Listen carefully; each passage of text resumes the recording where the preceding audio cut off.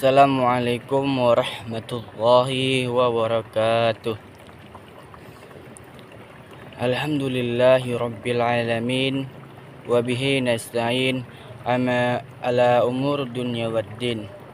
Ashhadu an la ilaha illallah wa ashhadu anna muhammadan abduhu wa rasuluh alladzi la nabiyya wa la rasula ba'da, amma ba'du.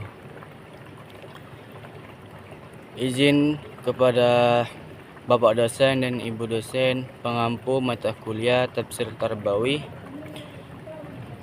Sebelumnya perkenalkan, nama saya Adam Maulana dengan NIM 2314010286. Di sini saya akan mencoba menjelaskan konsep pendidikan menurut Quran surah At-Tahrim ayat 10 sampai 12. Sebelum masuk pembahasannya, saya akan membacakan ayat surah At-Tahrim ayat 10 sampai 12. A'udzu billahi minasyaitonir rajim. Bismillahirrahmanirrahim. Daraballahu masalan lilladzina kafaru imra'atu Nuhin wa imra'ata Lut kanata tahta abdaini min ibadina salihin fakhanatuhuma falam yughniya anhuma minallahi syai'an wa qila dakhulan nar ma'ad dakhilin. Wa daraballahu masalil ladzina amanu imra'ata fir'aun idh qalat rabbi ibni li 'indaka baitan fil jannati wa najinni min fir'auna wa amalihi wa najjini minal qaumiz zalimin. Wa Maryam ibnata Imran allati ahsanat farjaha fanafakhna fihi min ruhina wa sadaqat bikalimati rabbiha wa kutubihi wa kanat minal qanitin. Yang artinya Allah perumpamaan bagi orang-orang kufur, yaitu istri Nabi Nuh dan istri Lut. Keduanya berada di bawah tanggung jawab dua orang hamba yang soleh di antara hamba-hamba kami. Lalu keduanya berkhianat kepada suami-suaminya, tetapi kedua suami itu dapat membantu mereka sedikit pun dari siksa Allah, dan dikatakan kepada kedua istri, masuklah kamu berdua ke neraka bersama orang-orang yang masuk neraka. Allah juga membuat perumpamaan bagi orang-orang yang beriman, istri Fir'aun ketika dia berkata, ya Tuhanku, bangunkanlah untukku satu rumah sisimu dalam surga dan selamatkanlah aku dari Fir'aun dan perbuatannya, dan selamatkanlah aku dari kaum yang zalim. Dan Maryam putri Imran yang memelihara kehormatannya, maka kami tiupkan ke dalam rahimnya sebagai dari ruh ciptaan kami, dan dia membenarkan kalimat-kalimat Tuhannya dan kitab-kitabnya, dan dia termasuk orang-orang yang taat. Tafsiran dari Quran surah At-Tahrim ayat 10, yaitu dalam ayat ini juga membuat satu perumpamaan yang menjelaskan keadaan orang-orang kafir yang tidak bermanfaat lagi baginya. Pelajaran dan nasihat dari orang-orang mukmin yang jujur, antara lain para nabi dan rasul, karena kerasnya hati mereka.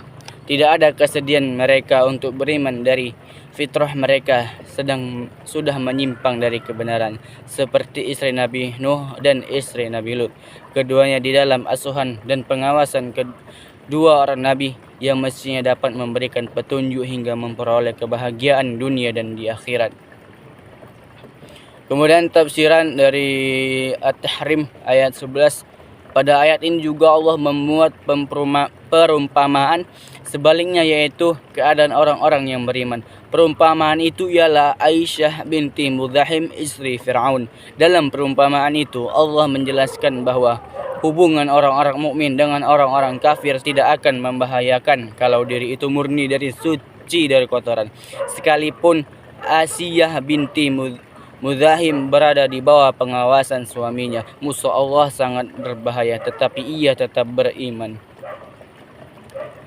Kemudian tafsiran dari surah At-Tahrim ayat 12. Pada ayat ini juga Allah sekali lagi membuat perumpamaan bagi orang-orang mukmin, yaitu keadaan Maryam binti Imran yang memelihara kehormatannya dan telah diberikan karamah di dunia dan di akhirat.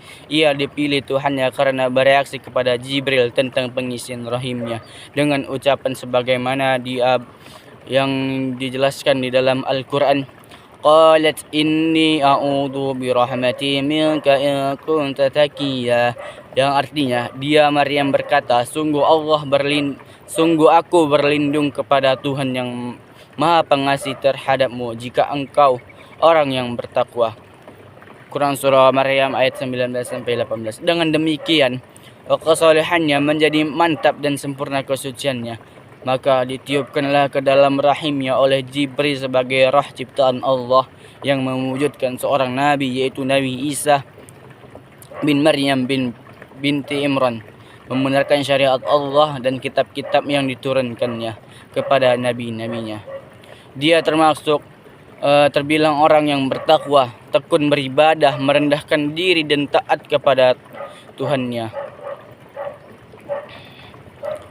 Kemudian kesimpulan dari tafsiran Quran surah At-Tahrim ayat 10-12 ini menjelaskan beberapa penting terkait dengan sikap pembelajaran dan peringatan bagi umat Islam melalui kisah-kisah yang terkandung di dalamnya, yaitu kisah seorang Maryam dan Nabi Isa.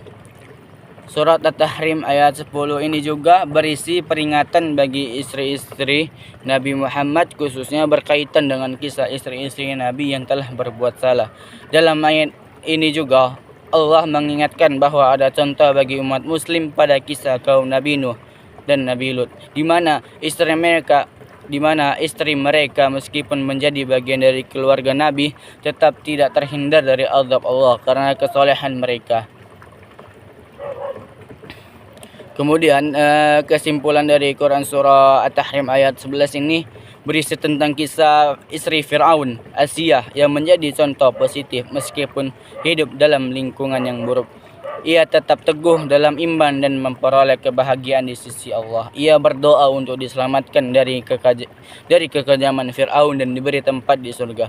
Ini mengajarkan bahwa iman yang kokoh dan keteguhan dalam menghadapi cobaan adalah kunci keselamatan.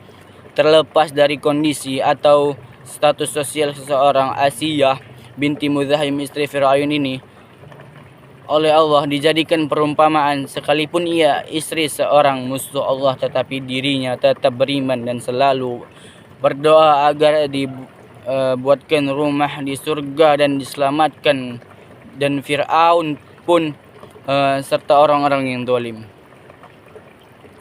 Kemudian kesimpulan dari Quran surah At-Tahrim ayat 12 ini, dalam ayat ini juga Allah menyebutkan kisah Maryam, ibu dari Isa, yang juga menjadi contoh ketakwaan dan kesolehan. Maryam menjaga kesucian dirinya dan mendapat perlindungan dari Allah. Dengan demikian Allah menjadikan dia sebagai contoh bagi umat manusia dalam hal kesucian, ketakwaan dan ketaatannya kepadanya. Allah menjadikan Maryam binti Imran sebagai contoh dan teladan bagi perempuan dalam memelihara kehormatannya. Maka ditiupkan ke dalam rahimnya roh yang mewujudkan Isa, yang kemudian menjadi seorang nabi yang taat, membenarkan kalimat Allah dan kitab-kitabnya. Tafsiran surah At-Tahrim ayat 10-12 mengajarkan bahwa keselamatan seseorang tidak tergantung pada status kedudukan sosial, akan termasuk menjadi anggota keluarga Nabi, tetapi pada iman, amal soleh, dan ketakwaan kepada Allah. Dalam ayat ini juga Allah menerangkan bahwa jiwa-jiwa yang tidak siap untuk menerima iman tidak dapat dipengaruhi oleh pengajaran, oleh pergaulan, sama keadaan mereka dengan istri Nuh dan Lut. Walaupun kedua-duanya hidup sebagai istri Nabi, namun hatinya tidak tunduk kepada iman. Dan Allah menerangkan pula bahwa jiwa yang murni tidak dapat pula dipengaruhi oleh pergaulan dengan orang-orang kafir. Istri Fir'aun walaupun begitu keras didesak supaya menyembah berhala, namun dia tetap menolak hingga menemui Tuhannya. Demikian pula keadaan Maryam yang telah membuktikan keluhuran pribadinya karena ia dijadikan sebagai ibu dari seorang nabi.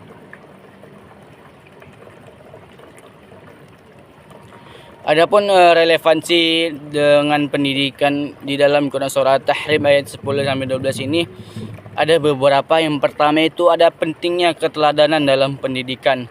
Kemudian kedua, pendidikan moral dan akhlak. Kemudian yang ketiga ada kesadaran akan tanggung jawab. Kemudian yang keempat ada mengajarkan keteguhan dalam menghadapi semua ujian yang diberikan Allah Subhanahu wa taala. Kemudian yang kelima ada pengembangan iman dan dalam pendidikan. Mungkin hanya itu yang bisa dapat saya sampaikan penjelasan dari Quran surah At-Tahrim ayat 10 sampai 12. Maka dari itu saya tutup dengan Assalamualaikum warahmatullahi wabarakatuh.